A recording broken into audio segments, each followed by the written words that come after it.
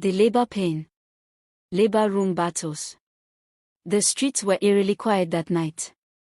Street lights flickered as Daniel sped through the empty road, his jaw tight, fingers gripping the steering wheel like it had personally offended him.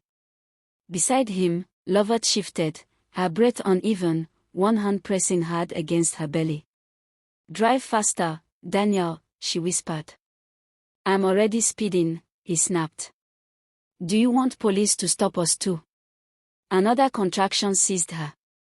She groaned, clutching the dashboard. "If you had listened earlier," she muttered, "we wouldn't be rushing like thieves in the night." Daniel exhaled sharply. "Women give birth every day, Loveth." "It's not." "Finish that sentence," she warned through clenched teeth, "and I will personally deliver this baby on your head." Silence. The hospital lights soon swallowed them. Labor room battles. 8 centimeters. That was what the midwife said. 8 centimeters felt like 8,000 knives.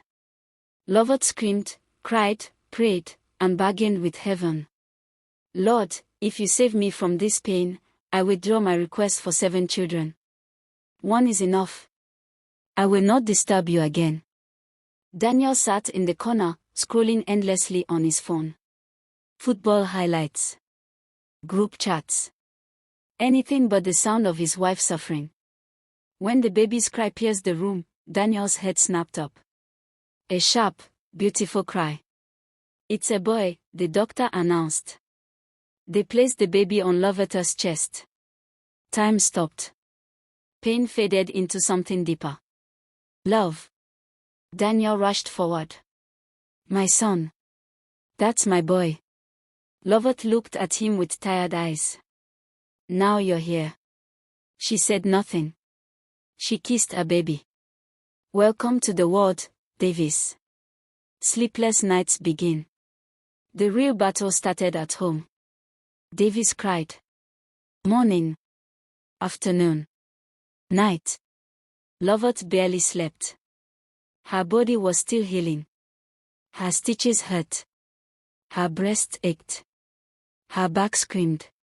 Yet the baby demanded constant attention. Daniel returned to work after a few days. "I'm tired," he would say each night, loosening his tie. "I work all day.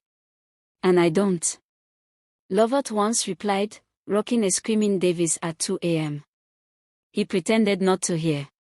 Some nights, she would sit on the bed, tears falling silently while Davis cried in her arms. Motherhood was beautiful. But it was brutal. Postpartum reality.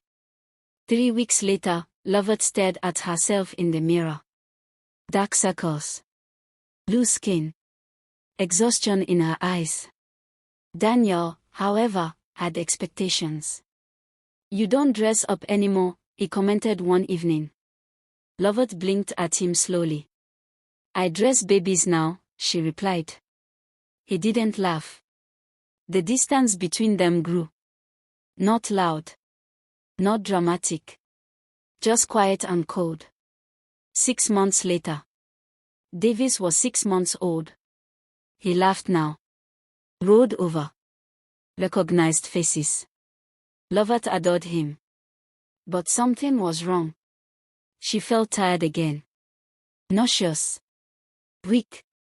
"No," she whispered to herself one morning in the bathroom. "Not again." At the hospital, the doctor smiled gently. "Congratulations, Loveth. You're pregnant." The room spun.